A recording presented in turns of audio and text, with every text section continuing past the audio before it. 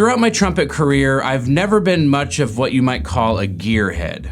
Sure, I have switched mouthpieces from time to time for various reasons, but usually once I find something I like, I just stick with it and I don't think about it much past that point. Even though I've liked the mouthpieces that I have played over the years, I've never really felt like I've found the perfect mouthpiece, something that suits me just right, and I just didn't really even think it was possible to find the perfect mouthpiece, so I never really tried. Well, this all changed when I spoke with Doug McVeigh, founder of Vennture Mouthpieces, and he offered to send me this mouthpiece kit, and I figured this was gonna be the perfect time to try to find out, could I build the perfect mouthpiece? Today, what we're gonna do is I'm gonna show you what's in this kit. We're gonna do some testing of the various components of the mouthpieces in this kit.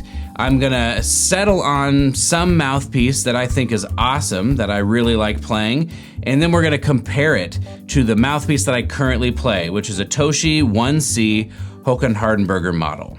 So let's take a look at what's inside of this kit here. This Vennture Mouthpiece kit comes with 5 interchangeable rims, 5 interchangeable cups, 10 different throat variations, and 4 different backbores. There's also a cornet backbore, a rotary backbore, and then a bonus lead piece. Each of these parts screws into each other really nicely, and the fit is very secure. And if you used all of the different variations that are possible in this particular kit, that's gonna give you 1,500 different variations. And what's amazing is that you can change one variable at a time, so you can really get a sense of what does a different cup do, what does a different rim feel like, while keeping everything else the same. Diving into a kit like this can be really overwhelming. So on Doug's website, he has a find your starting point section for this particular kit, and there's a list of mouthpieces that are pretty common. I play approximately a Bach 1C, so according to this chart, I need to play the P rim with a .080 cup depth to play a 26 throat and a T1 backbore. So that's where we're gonna start our tests. Before we move on to the testing, I just wanna say very quickly that if you're curious about trying this kit for yourself, this exact kit is available at Vennture Mouthpieces. I think it's a really smart way to figure out what works for you instead of just trying random mouthpieces and hoping things work. I'll leave a link down in the description if you're interested in checking it out. And also, if you're enjoying this video or getting value from it, or if you will get value from it, I would really appreciate it if you would like the video and subscribe to the channel. Let's get back to it. For these tests, I did some basic warm-up exercises to start, just doing some Chikowitz flow studies, and I started again on that mouthpiece that was supposed to be like the Bach 1C.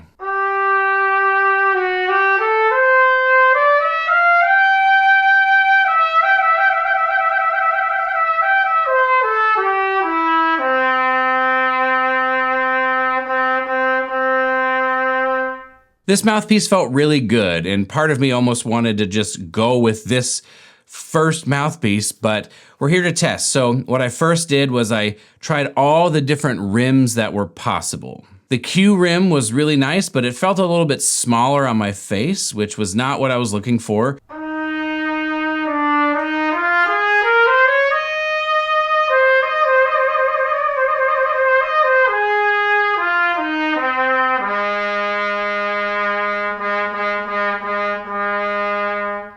The R rim I thought felt kind of like the P rim, but the sound was pretty nice.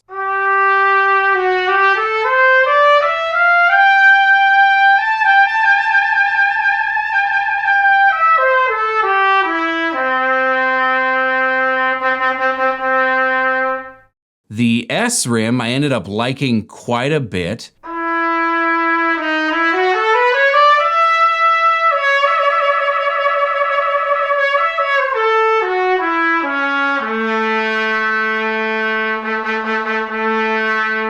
And the Z rim was one of the most uncomfortable rims. It's wider than a rim I've ever played on before, and it felt very uncomfortable. Definitely not the choice.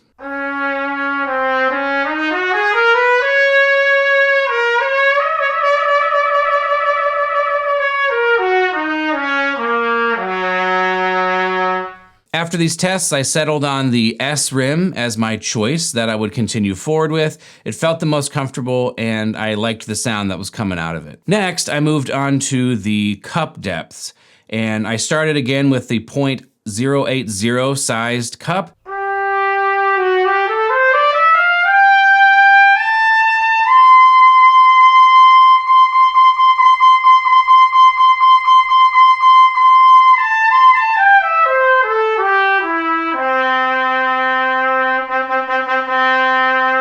And then after that, I went up to the .085 cup depth.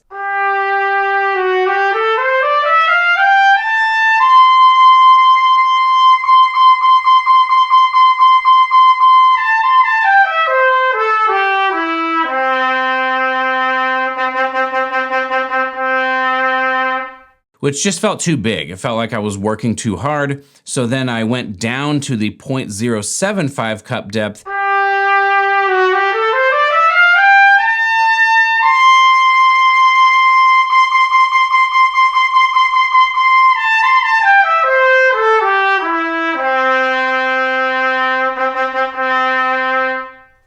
And immediately when I was tonguing in the upper register, it felt really locked in and secure, which I really liked.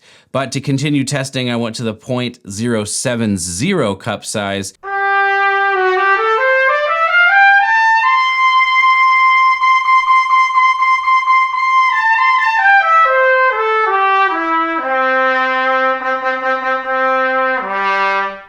And that felt pretty good too, but for whatever reason, maybe it's just placebo, the .075 felt the best, so that's the one that I stuck with. The next thing I tested was the different backbores that were available.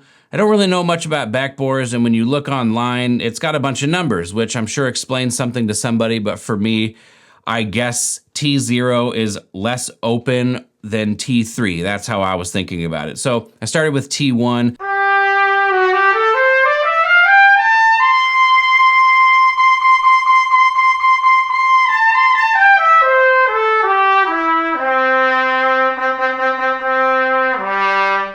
That felt pretty good, honestly. And then I tried T2, and I liked that as well. I thought they were pretty similar to each other.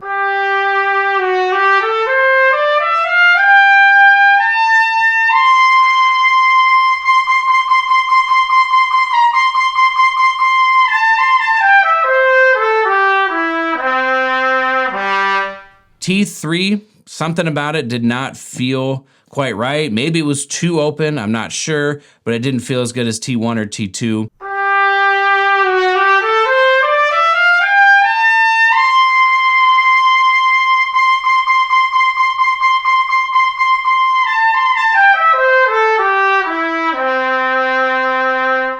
So I ended up settling on the T2 backbore, but the T1 was close. I feel like I could have gone either way, but again, I settled on T2. The next thing I tested was the throat. And again, I started with a 26, that's what was recommended, but it's pretty cool to me in this kit that I could try from a 19 throat, something that's ridiculously open, to a 28 throat, which is much, much smaller. And I just tried a bunch of different things. The more open it got, maybe the articulation felt a little bit less good, but it's hard to tell. So I ended up just staying with the 26 throat.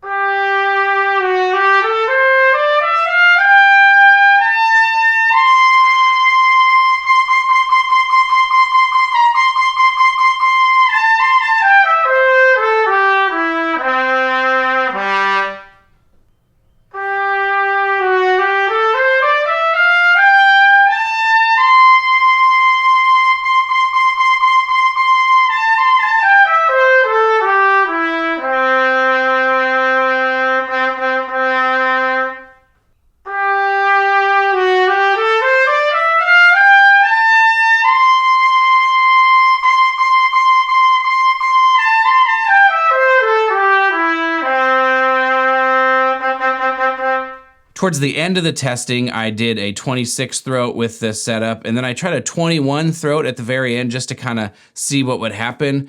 And I liked that too, but I just ended up choosing the 26 throat option.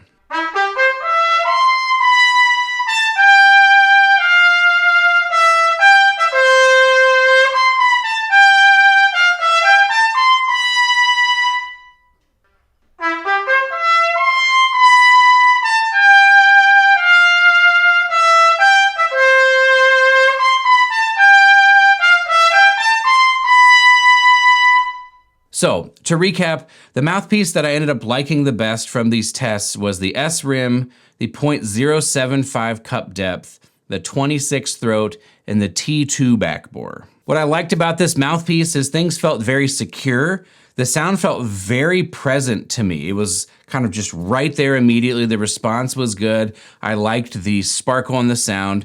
And so now what we want to do is take it to the hall, the Alice Stevens Center that I perform in, and let's test it back and forth with my Toshi 1C mouthpiece to see which is better and if I've made the perfect mouthpiece. So what I ended up doing was just testing out 3 different excerpts to show off different aspects of these mouthpieces. The first was Pictures at an Exhibition, the opening promenade, which showed off and compared the sound differences, the stability differences, intonation differences, things like that.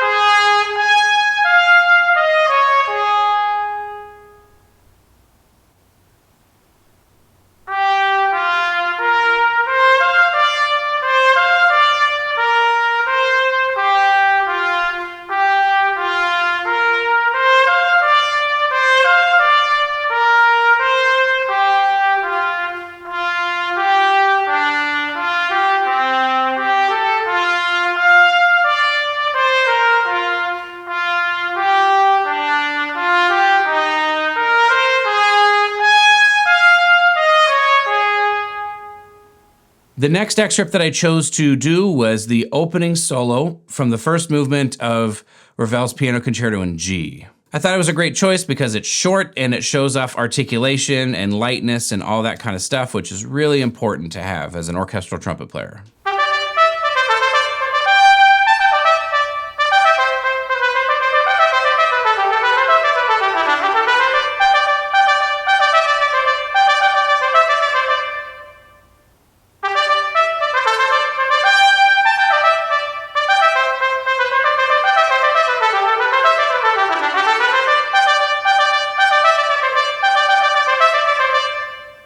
And the third and final excerpt that I chose to test was the Glacier Scene from Alpine Symphony, the lick that goes up to the high D. I wanted to test this for a few different reasons. The first and most obvious is it's always good to test the upper register when you're testing mouthpieces, so we needed to do that. But the other reason is when I auditioned for the Atlanta Symphony, the Alpine Symphony, this excerpt was one that was challenging for me, that was hard to overcome. It felt like the high notes just didn't want to center and they weren't as strong as I would have liked. So one thing I was hoping to get out of these tests was a mouthpiece that made the upper register not just like crazy, like a lead piece, but just a little bit more accessible. I didn't really want to change anything about the way I sounded, but if I could get a little bit more stability on the upper register, that would be great. And I'll let you decide if we accomplished that.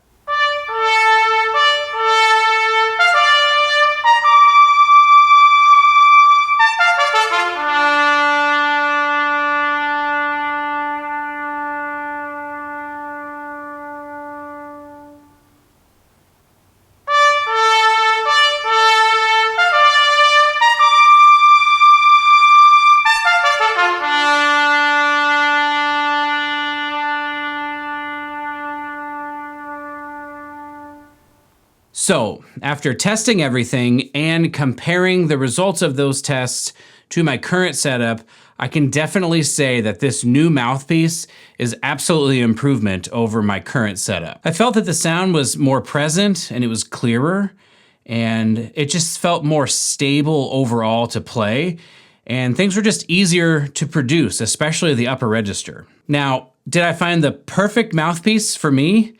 I don't know. Is it even possible to find the perfect mouthpiece for you? Probably not. I think overall, the thing that was most valuable for me about this process, besides getting a mouthpiece that I really like, is just seeing what works and what doesn't for me in such a clear way. I really enjoyed doing these tests and doing this comparison video, and I hope you enjoyed watching it. It is important also to say that my mouthpiece is just one component of me creating the sound that I'm creating, and the other component is obviously the trumpet that I'm playing. If you want to hear the story of why I switched to Yamaha after more than a decade of playing Bach, click the video on the screen, and we will see you in the next video.